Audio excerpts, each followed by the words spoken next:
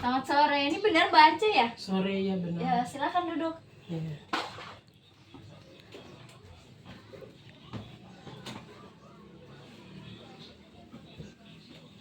Gimana kabarnya hari ini, Mbak? Puji Tuhan baik. Kalau misalkan tadi di perjalanan gimana? Lancar, cuman panas saja. Bagus lah, alhamdulillah kalau gitu. Boleh silakan sambil diminum. Jadi saya menjelaskan di sini sesuai dengan janji kita sebelumnya yang di WhatsApp. Kalau misalnya hari ini ya, pertemuan kita akan melakukan konseling.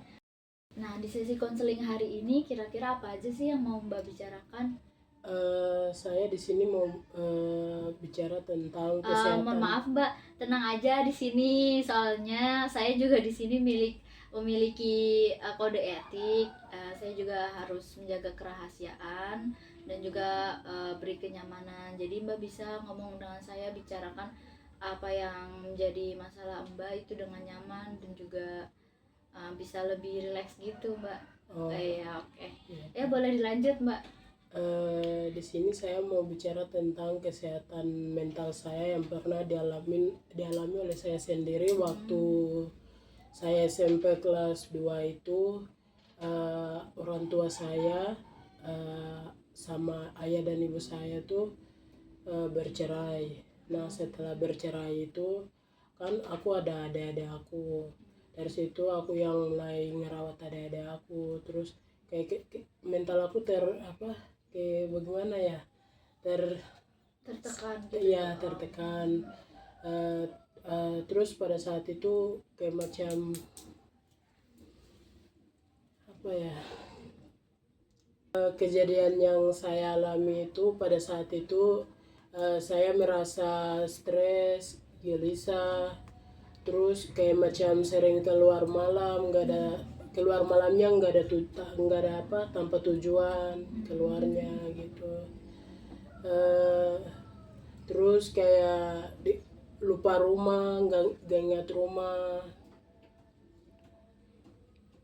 Memangnya di fase itu Mbak mengalami peristiwa apa sih yang menjadi penyebab Mbak bisa jadi ngerasa gelisah, menjadi ngerasa stres nih di dalam keluarga Mbak?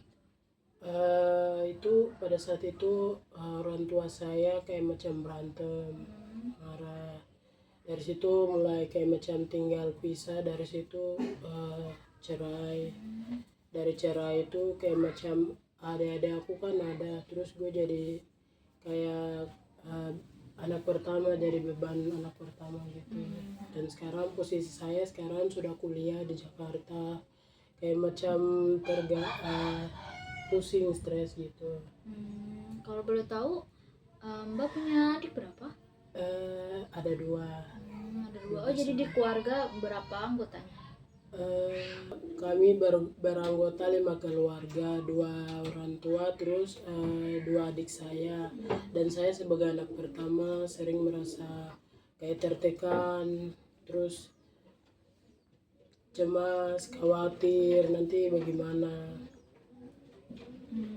Jadi selama ini Mbak merasa gelisah itu karena tekanan juga ya dari orang tua Mbak gitu. Iya benar. Lagi pula juga Mbak anak pertama, punya tanggung jawab untuk adik-adiknya gitu ya. Iya benar. Baik. Boleh dilanjut Mbak ceritanya? Terus dari situ waktu saya SMP tuh nggak ke sekolah selama 1 minggu tuh nggak ke sekolah sampai didatangin wali kelasnya dari sekolah. Ditanya kenapa sampai nggak bisa masuk sekolah. Terus saya bilang, Bu saya begini lagi masalah dengan keluarga. Oh ya nggak apa-apa. Dari situ kata wali kelas saya, ya udah nggak apa-apa, nanti masuk aja, yang penting alfanya 1 minggu dikurangi. Ya. Tekanan yang Mbak maksud itu tekanan yang seperti apa ya?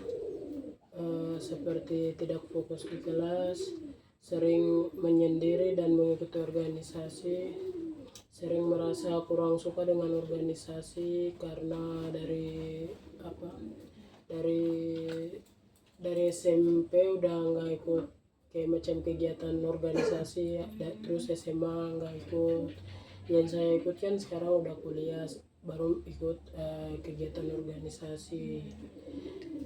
Dan tekanan yang saya alami sering tidak mendapatkan support dari support support dari orang tua. Orang tua saya selalu memaksa saya kayak macam selalu jadi orang yang berprestasi, menekan saya dengan berprestasi tinggi begitu. Oh, seperti itu ya. Jadi Mbak mungkin merasa tidak bisa memenuhi ekspektasi orang tua Mbak gitu ya. Iya. Dalam fase itu ada nggak sih mungkin hal-hal negatif yang Mbak mungkin pernah alamin atau pernah lakuin? Kayak macam kalau kuliah kayak kurang mengerjakan tugas, tidak mengerjakan, maksudnya belum paham dalam mengerjakan tugas itu kalau kuliah, kalau saya mendapatkan tugas. Jadi setelah mendengar cerita Mbak, saya menyimpulkan nih kalau misalkan Mbak jadi stres karena tekanan dari keluarga Mbak, betul? Mungkin kurangnya support dan adanya ekspektasi yang terlalu tinggi dari orang tua Mbak ngebuat Mbak tuh jadi ngerasa terbebani gitu ya. Nah, mungkin juga sebagai anak pertama, Mbak punya tanggung jawab yang lebih terhadap adik-adik Mbak gitu. Orang tua Mbak juga menuntut gitu. Padahal Mbak mungkin punya skill yang udah maksimal gitu. Jadi dari cerita Mbak ini saya akan menyarankan, kan tadi Mbak bilang ya kalau misalkan Mbak tuh stres, merasa gelisah, merasa tertekan juga, saya sarankan Mbak bisa melakukan hal positif untuk melakukan kegiatan yang Mbak suka gitu. Apa aja sih kegiatan yang Mbak selama ini idam-idamkan gitu, hal-hal positif, contohnya ya seperti jalan-jalan mungkin Mbak suka gitu. Dan mungkin untuk menangani masalah Mbak ini perlu adanya nih pertemuan antara orang tua Mbak dengan Mbak. Nantinya kita akan atur untuk pertemuan Mbak dengan orang tua Mbak di sesi konseling selanjutnya.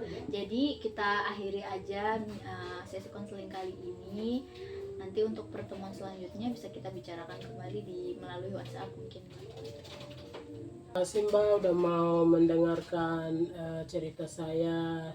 Dari saya menceritakan ke Mbak, sekarang saya merasa kayak lega, nggak ada kayak beban. Ya, sama-sama, terima kasih juga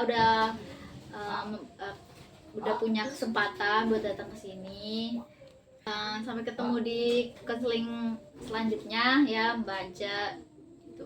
Hati-hati di jalan, semoga selamat sampai rumah gitu aja ya. Makasih udah datang. Terima kasih. Iya, saya antar.